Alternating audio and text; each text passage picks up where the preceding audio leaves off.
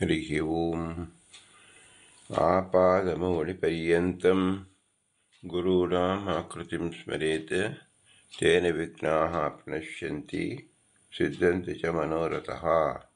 श्रीगुरुभ्यो नमः। परमगुरुभ्यो नमः। श्रीमदानन्दतीर्थभगवत्पादाचार्यगुरुभ्यो नमः। मन्मनोभीष्टवरदं सर्वाभीष्टफलप्रदं पुरन्दरगुरुं वन्दे दासश्रेष्ठं दयानिधिं विद्याविनयसम्पन्नान् शान्तादिगुणब्रह्मितान् सत्शास्त्रप्रवचनसक्तान् हिरमिलार्यान् गुरून् विजे पृथ्वीमण्डलमध्यस्याः पूर्णबोधमतानुगाः वैष्णवाः विष्णुहृदयाः तान् नमस्ये गुरुर्मम। हरिः ओम्। ಶ್ರೀಶಾ ಪಾಹಿ.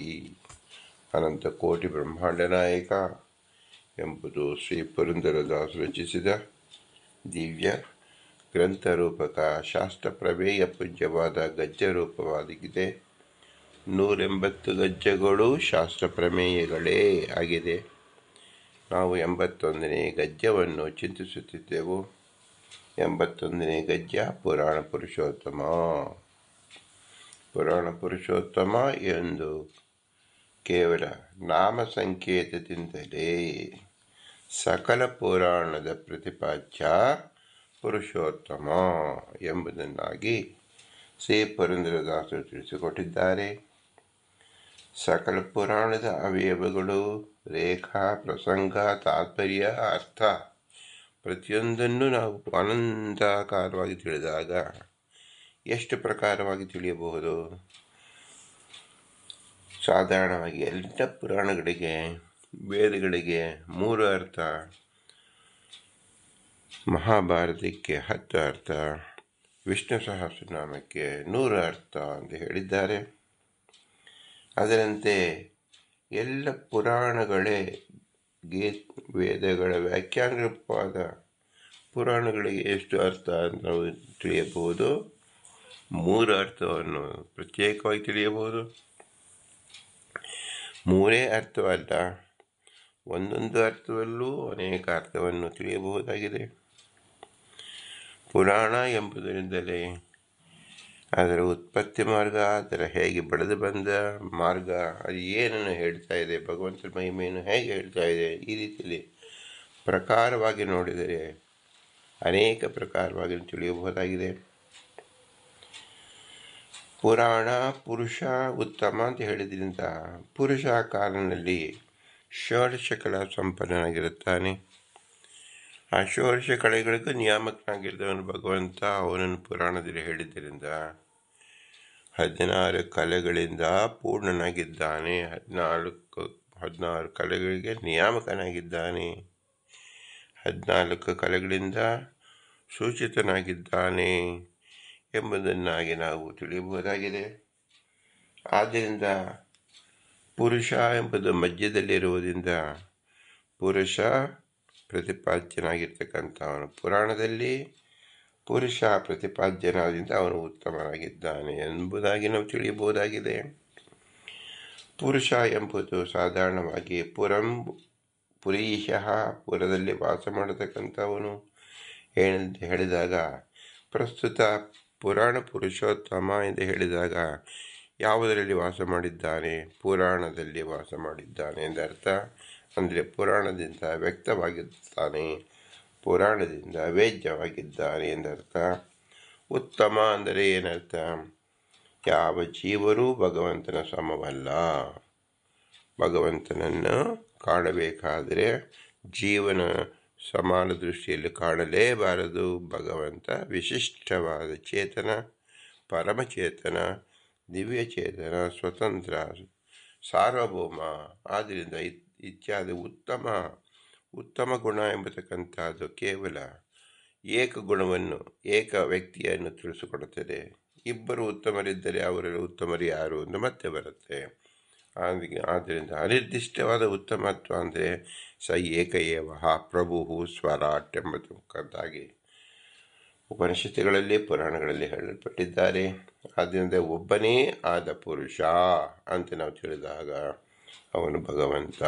ಆ ಒಬ್ಬನಿಂದಲೇ ಎಲ್ಲ ಪುರುಷರೂ ಬದುಕಿದ್ದಾರೆ. ಅಂದರೆ ಎಲ್ಲ ಜೀವತಂತುಗಳು ಆ ಪುರುಷನಿಂದಲೇ ನಿಯಮರಾಗಿದ್ದಾರೆ ಎಂಬುದನ್ನು ಸಹ ಪುರಾಣ ಪುರುಷ ಉತ್ತಮ ಎಂಬ ಶಬ್ದದಿಂದ ತಿಳಿಸಿಕೊಡ್ತಾ ಇದೆ. ನಾವು ಮತ್ಸ್ಯ ಪುರಾಣವನ್ನು ಚಿಂತಿಸುತ್ತಿದ್ದೆವು. ಮತ್ಸ್ಯ ಪುರಾಣದ ಮೊದಲನೇ ವಾಕ್ಯ ಹೇಗಿದೆ: ಬಲಜ್ಞಾನ ಸಮಾಹಾರ ಸತ್ವಂ ಮಿತ್ಯಭಿಧೀಯತೆ. ಭಗವಂತನ ತಿಳಿದುಕೊಡೋದಕ್ಕೋಸ್ಕರವಾಗಿ ಆ ಪುರುಷ ಹೇಗಿದ್ದಾರಪ್ಪ, ಪುರುಷನ ಗುಣ ಯಾವುದು ಅಂದರೆ ಬಲ ಜ್ಞಾನ ಸಮಾಹಾರ. ಬಲ ಮತ್ತು ಜ್ಞಾನ ಇದೆರಡು ಸಂಯೋಜಿತವಾಗಿರ್ತಕ್ಕಂಥ ಒಬ್ಬ ವ್ಯಕ್ತಿ ಯಾರು ಅಂದರೆ ಅವನೇ ಪುರುಷೋತ್ತಮ. ಬಲಾಹಾರ ಸಮಾಹಾರ ಸತ್ವಂ ಇತ್ಯಭಿಧೀಯತೆ. ಭಗವಂತನ ಏನಂತ ಕರೀತಾರೆ? ಸತ್ಯಂ, ಅನಾದಿಯಾದ ನಿತ್ಯನಾದವನು ಭಗವಂತ. ಆದ್ದರಿಂದ ಅವನನ್ನು ಸತ್ಯ ಅಂತ ಕರೀತಾರೆ. ಅವನೇ ಸತ್ವ ಎಂಬುದರಿಂದ ಎಲ್ಲದಕ್ಕೂ ಆಶ್ರಯನಾಗಿದ್ದಾನೆ. ಸತು ವಾ ಅಂತ ಹೇಳಿದ್ರಿಂದ, ವಾ ಅಂದರೆ ಜ್ಞಾನ, ಸತು ಅಂದರೆ ಸಾತ್ವಿಕವಾದದ್ದು. ಅತಿ ಶ್ರೇಷ್ಠವಾದ ಜ್ಞಾನವೇ ಶರೀರವಾಗಿ ಉಳ್ಳತಕ್ಕಂಥ ಗೋವಿಂದ ಆನಂದ ಜ್ಞಾನ ದೇಹಂ ಎಂಬತಕ್ಕಂಥದ್ದನ್ನು ಸೂಚಿಸ್ತಾ ಇದೆ. ಆದ್ದರಿಂದ ಭಗವಂತ ಕೇವಲ ಅಪ್ರಾಕೃತ ಚಿದಾನಂದ ಶರೀರಿ ಎಂಬತಕ್ಕಂಥದ್ದನ್ನು ತಿಳಿಸತಕ್ಕಂಥ ಭಾಗ ಬಲಜ್ಞಾನ ಸಮಾಹಾರಂ ಸತ್ವಂ ಇತ್ಯಭಿಧೀಯತೆ ಎಂಬತಕ್ಕಂಥದ್ದನ್ನು ತಿಳಿಸಿದ್ದಾರೆ ಶ್ರೀ ವೇದವ್ಯಾಸ ದೇವರು. ಇದು ಪುರುಷನ ಲಕ್ಷಣ. ಯಾವ ಪುರುಷ? ಭಗವಂತನ ಲಕ್ಷಣ.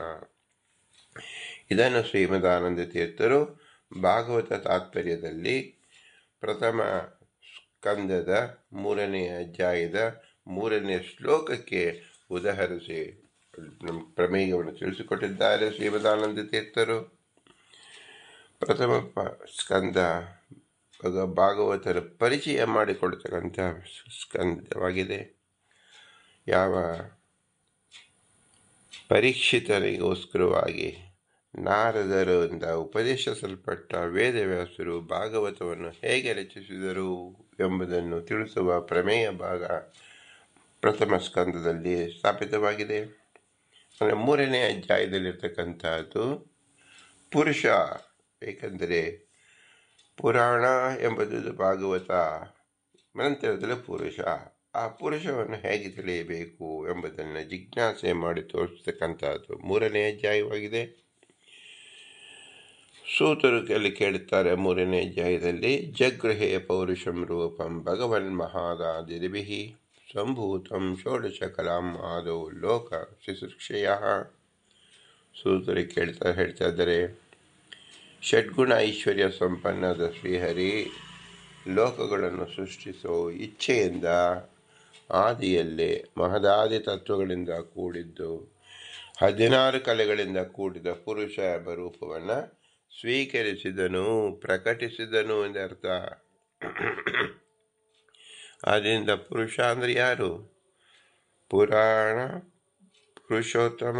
ಪುರುಷ ಅಂದರೆ ಭಗವಂತನ ರೂಪ. ಅದು ಹೇಗಿದೆ? 16 ಕಲೆಗಳಿಂದ ಕೂಡಿದೆ. ಯಾವುದು 16 ಕಲೆ ಎನ್ನುವುದಕ್ಕೆ ಶ್ರೀಮದಾನಂದ ತೀರ್ಥರು ಭಾಷ್ಯ ರೂಪದಲ್ಲಿ ಬರೀತಾ ಇದ್ದಾರೆ. ವ್ಯಕ್ತಪೇಕ್ಷ್ಯ ಜಗೃಹ ಇತಿ ತಥಾ ಹಿ ತಂತ್ರ ಭಾಗವತೆ ಅಹೇಯಂ ಅನುಪಾದೇಯಂ ಯದ್ರೂಪಂ ನಿತ್ಯಮವ್ಯಯಂ ಸ ಏವಾಪೇಕ್ಷ ರೂಪಾಣಂ ವ್ಯಕ್ತಮೇವ ಜನಾರ್ದನಃ ಅಗೃಹ್ಯಾಜ್ಯ ಸೃಜ್ಯ ಇತಿ ಕೃಷ್ಣರಾಮಾದಿಕಂ ತನುಂ ಪಶ್ಯಂತೆ ಭಗವಾನೀಶೋ ಮೂಢಬುದ್ಧಿವ್ಯಪೇಕ್ಷೆಯ ತಮಸಾ ಹಿ ಉಪಗೂಢಸ್ಯ ಯತ್ತಮಃ ಪಾಲಮೀಶಿತುಃ ಏತತ್ ಪುರುಷರೂಪಸ್ಯ ಗ್ರಹಣಂ ಸಮಧೀಯತೆ ಕೃಷ್ಣರಾಮಾದಿರೂಪಾಣಂ ಲೋಕವ್ಯಕ್ತಿವ್ಯಪೇಕ್ಷೆಯ ಇತಿ ಮಹದಾದಿಭಿಃ ಸಂಭೂತಂ ಅಂತರ್ಗತ ಮಹದಾದಿಭಿಃ ನ ಮಹದಾದಿ ಶರೀರಂ ಯಸ್ಮಿನ್ ಏತಾ ಷೋಡಶಕಲಾಃ ಪ್ರಭವಂತಿ ಇತಿ ಶ್ರುತಿಃ. ಭಗವಂತ 16 ಕಲೆಗಳಿಂದ ತುಂಬಿದ ಪುರುಷನಾಗಿ ಪ್ರಕಟನಾದ ಎಂಬುದೇ ತಾತ್ಪರ್ಯ. ಯಾವುದು ಅಂದರೆ ಮೊದಲು ಇಲ್ಲದಿದ್ದ ರೂಪವನ್ನು ತೆಗೆದುಕೊಂಡನೆಂಬ ಪ್ರತೀತಿಯನ್ನು ನಿರಾಕರಿಸಲು ಆಚಾರ್ಯರು ಹೇಳಿದ್ದಾರೆ. ಜಗೃಹೆ ಎಂದು ಹೇಳಿದ್ದಾರೆ. ಜಗೃಹೆ ಎಂದು ಹೇಳಿದ್ದು ಮೊದಲು ಇದ್ದ ರೂಪಕ್ಕೆ ಅಭಿವ್ಯಕ್ತಿ ಎಂಬ ಅಭಿಪ್ರಾಯದಿಂದ ಅಂತ ವ್ಯಾಖ್ಯಾನ ಮಾಡಿದ್ದಾರೆ.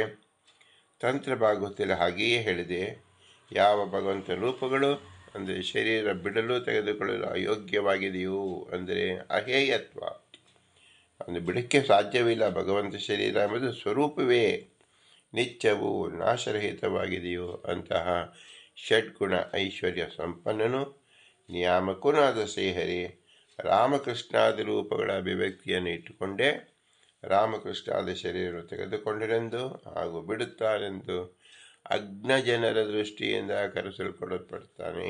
ಭಗವಂತನಿಗೆ ವಸ್ತುತಃ ದೇಶ ಸಂಯೋಗ ಹಾಗೂ ವಿಯೋಗವಿಲ್ಲ. ಬ್ರಹ್ಮಾಂಡ ಅಂತರ್ಗತವಾದ ತಮಸ್ಸಿನಿಂದ ಆಚ್ಛಾದಿತವಾದ ಶ್ರೀಹರಿಗೆ ಪ್ರಳಯಕಾಲೀನ ತಮೋ ನಿವೃತ್ತಿಯೇ ಪುರುಷ ರೂಪದ ವ್ಯಕ್ತಿ ಅನಿಸುತ್ತದೆ.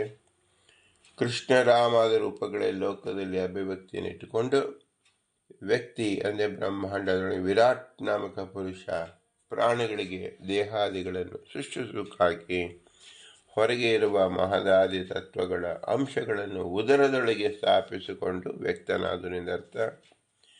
ಮಹದಾದಿಭಿ ಅಭಿಸಂಭೂತಂ ಎಂಬುದಕ್ಕೆ ಮಹದಾದಿ ತತ್ವಗಳನ್ನು ಉದರದಲ್ಲಿಟ್ಟು ಕೊಂಡಿರುವನೆಂದರ್ಥ.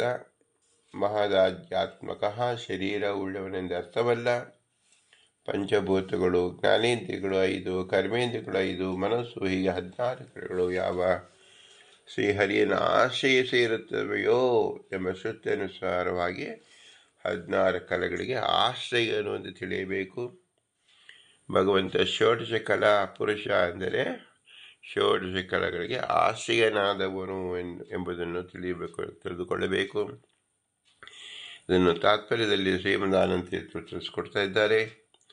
ಯತ್ಕಿಂಚಿದಿಹಲೋಕೆ ವೈ ದೇಹಬದ್ಧಂ ವಿಷಾಂಪತೆ ಸರ್ವಂ ಪಂಚಾವಿರಾವಿಷ್ಟಂ ಭೂತೈಃ ಈಶ್ವರ ಅಬುದ್ಧೈಃ ಈಶ್ವರ ಹೇ ಸರ್ವಮಹದ್ಭೂತಂ ಪ್ರಭು ನಾರಾಯಣೋ ವಿರಾಟ್ ಭೂತಾಂತರಾತ್ಮವಿಜ್ಞೇಯಃ ಸಗುಣಃ ನಿರ್ಗುಣೋಪಿ ಚ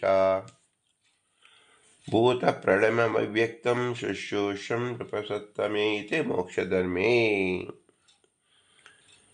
ಭಗವಂತ ಯಾವುದು ಹುಟ್ಟಿದ ಭಾಗವಲ್ಲ, ಎಲ್ಲವೂ ಪ್ರಕಟ ಮಾಡುವುದು ಎಂದರ್ಥ. ನಾಸೀದಹೋ ನ ರಾತ್ರಿ ಆಸಿನ್ನ ಸದಾ ಅಸ್ಮಿನ್ ಹೃದಯಂ ಸದಾ ಭವತಿ ವಿಶ್ವರೂಪವಂ ಸಾ ವಿಶ್ವರೂಪಸ್ಯ ಜನನೀ ಇತಿ ಬಾಲ್ಯವೇಶತಿಃ. ಭಗವಂತ ಪ್ರಕಟ ಮಾಡುವುದೇ ವಿಶ್ವರೂಪ, ಅದು ಹೊಸದಾಗಿ ಹುಟ್ಟಿದ್ದು ಎಂಬತಕ್ಕಂಥದ್ದು ತಿಳಿಯಬಾರದು. ನ ತಸ್ಯ ಪ್ರಾಕೃತ ಮೂರ್ತಿ ಮಾಂಸ ಮೇಧೋ ಅಸ್ಯ ಸಂಭವ ನ ಯೋಗಿತ್ವಾದೀಶ್ವರತ್ವಾದ್ ಸತ್ಯರೂಪಾಚ್ಛತೋ ವಿಭು ಇತಿ ವರಾಹಿ. ವರಾಹ ಪುರಾಣದಲ್ಲೂ ಸಹ ಪ್ರಾಕೃತರಾದ ನಮ್ಮ ಶರೀರದಲ್ಲಿದ್ದಂತೆ ರಕ್ತ ಮಾಂಸ ಮೂಳೆಯಿಂದ ಕೂಡಿದ್ದು ಅಲ್ಲ, ಪ್ರಾಕೃತವಾದುದನ್ನು ತಿಳಿಯಬೇಕು.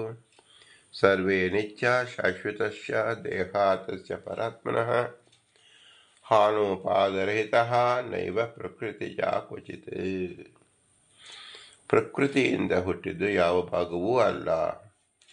ಪರಮಾನಂದ ಸಂದೋಹೋ ಜ್ಞಾನಮಾತ್ರಶ್ಚ ಸರ್ವಶಃ ಸರ್ವೇ ಸರ್ವಗುಣೈ ಪೂರ್ಣಃ ಸರ್ವೇ ಭೇದ ವಿವರ್ಜಿತಾಃ ಅನ್ಯೋ ನಾನದಿಕ್ಕಶ್ಚೈವ ಗುಣೈಃ ಸರ್ವಶ್ಚ ಸರ್ವಶಃ ದೇಹದೇಹಿ ವಿದಾ ಚೈವ ನ ಈಶ್ವರೇ ವಿಚ್ಯತೆ ಕ್ವಚಿತ್ ತತ್ ಸ್ವೀಕಾರ ಇತ್ಯಾದಿ ಶಬ್ದಸ್ಸು ಹಸ್ತಸ್ವೀಕಾರವತ್ ಸ್ಮೃತಃ ವೈಲಕ್ಷಣ್ಯಾನ್ನವ ತತ್ರ ಜ್ಞಾನಮಾತ್ರಾರ್ಥಮೇರಿತಃ ಕೇವಲ ಐಶ್ವರ್ಯ ಸಂಯೋಗಾದ್ ಈಶ್ವರಃ ಪ್ರಕೃತೆ ಪರಃ ಜಾತಃ ಗತಸ್ತ್ವಯಿದಂ ರೂಪಂ ತದಿತ್ಯಾದಿ ವ್ಯವಹೃತಃ ಇತಿ ಮಹಾವರಾಹಿ. ಭಗವಂತನ ಪೂಜೆ ಹೇಗಿದೆ? ದೇಹ ಹೇಗೆ ಅಂದರೆ ದೇಹ ಸಂಬಂಧವಾದ ಜೀವರು ಈಶ್ವರ ಬುದ್ಧಿಜನ್ಯಗಳಾದ ಪಂಚಭೂತಗಳಿಂದ ಸಂಬಂಧರಾಗಿರ್ತಾರೆ. ಆದರೆ ಭಗವಂತ ನಾರಾಯಣ ಸರ್ವನಿಯಾಮಕ, ಸರ್ವಶ್ರೇಷ್ಠ.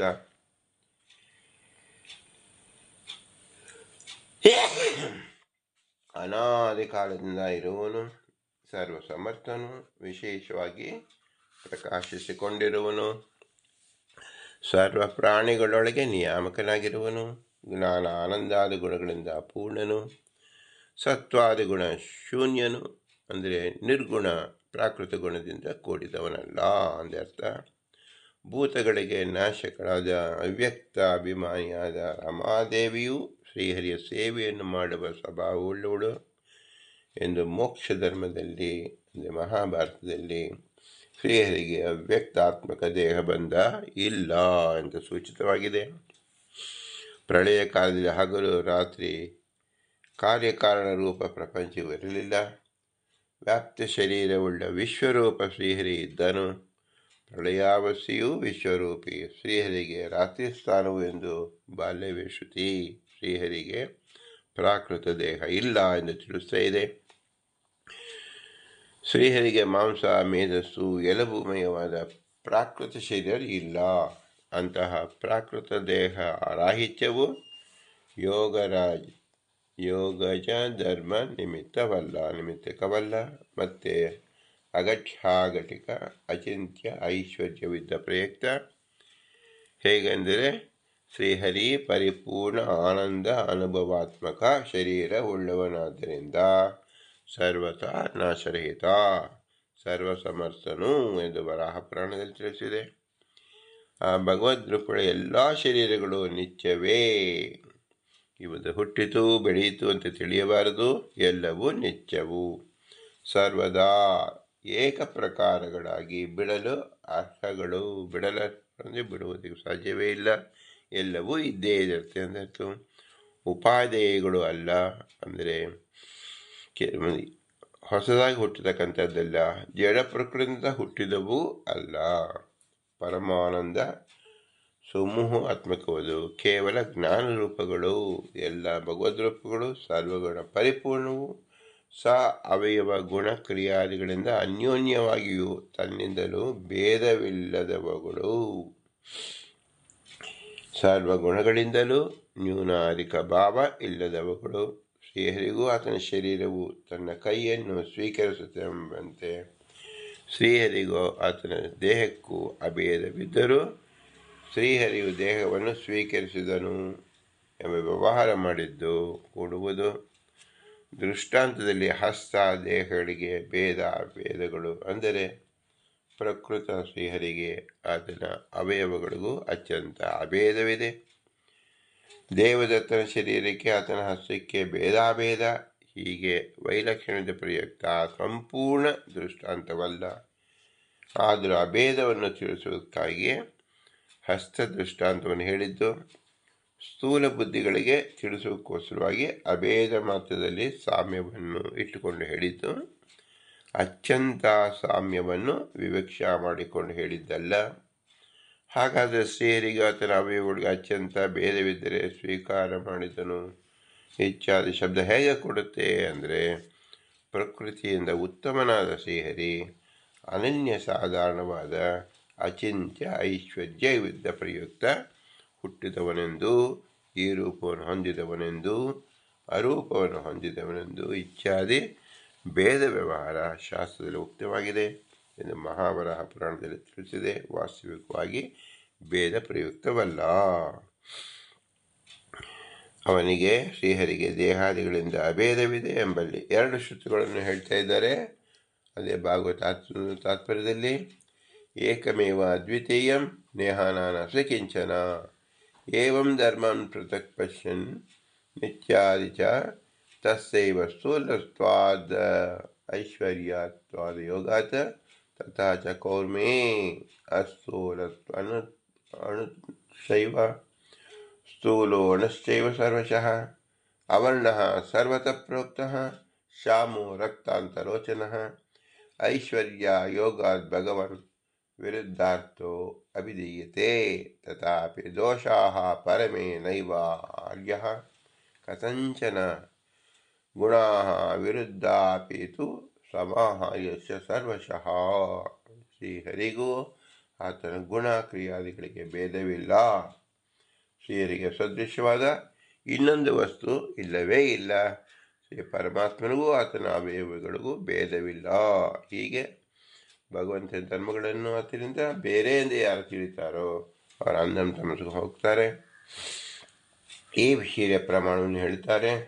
ಸರ್ವ ವಸ್ತುಗಳಿಂದ ಸ್ಥೂಲನಾದವನೇ ಪ್ರಕೃತ ಸ್ಥೌಲ್ಯವಿಲ್ಲದಿರುವುದರಿಂದ ಅಸ್ಥೂಲ. ಸರ್ವರಿಂದ ಅಣು ಆದವನೇ ಪ್ರಾಕೃತ ಅಣುತ್ವ ಇಲ್ಲದಿರುವುದರಿಂದ ಅರ್ಥ ಅನಣು ಎಂದು ಹೇಳಿಸಲ್ಪಡುತ್ತಾನೆ.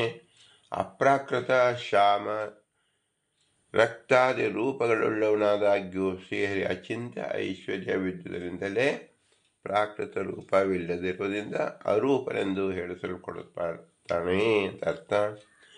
ಅಘಟಿತ ಘಟಕ ಐಶ್ವರ್ಯವಿದ್ದುದರಿಂದ ಅಸ್ಥೂಲಾದಿ ಪದಗಳಿಂದ ವಿರುದ್ಧ ಧರ್ಮ ಉಳ್ಳವನೆಂದು ಹೇಳಿಸಲ್ಪಡುತ್ತಾನೆ.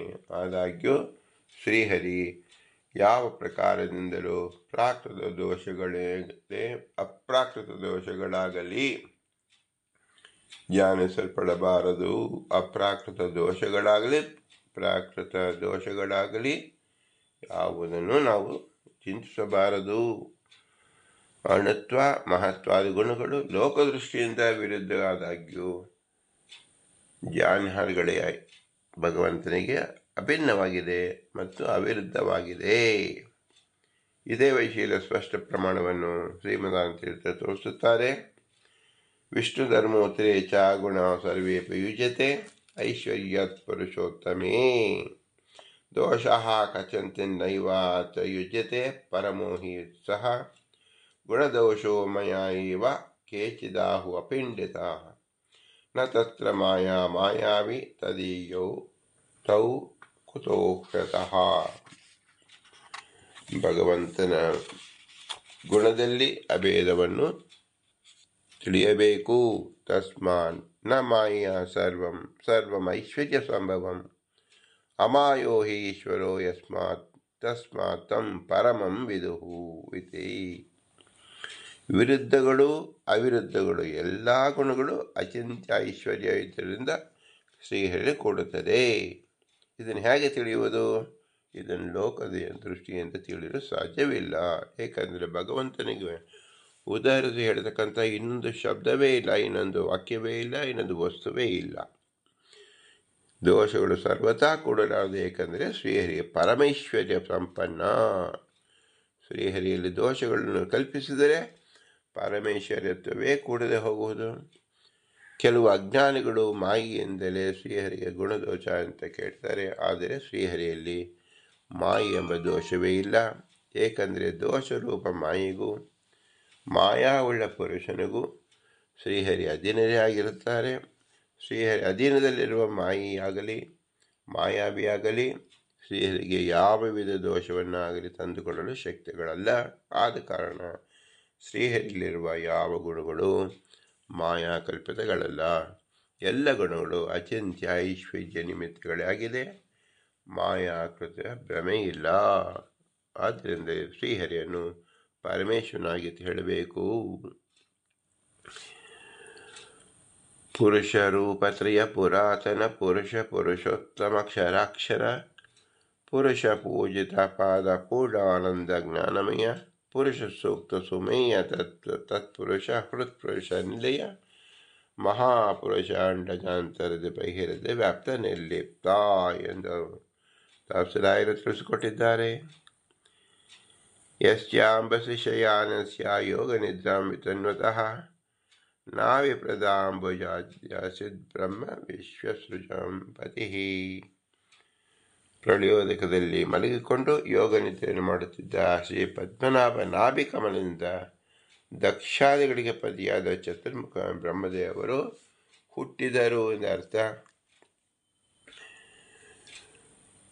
ಭಗವಂತನಿಗೆ ಅವಯವ ಇದೆಯೇನು ಅಂದರೆ ಯಸ್ಯಾವಯವ ಸಂಸ್ಥಾನೈ ಕಲ್ಪಿತೋ ಲೋಕ ವಿಸ್ತರ ತದ್ವೈ ಭಗವತೋ ರೂಪಂ ವಿಶುದ್ಧಂ ಸತ್ವಮೂಜಿತಂ.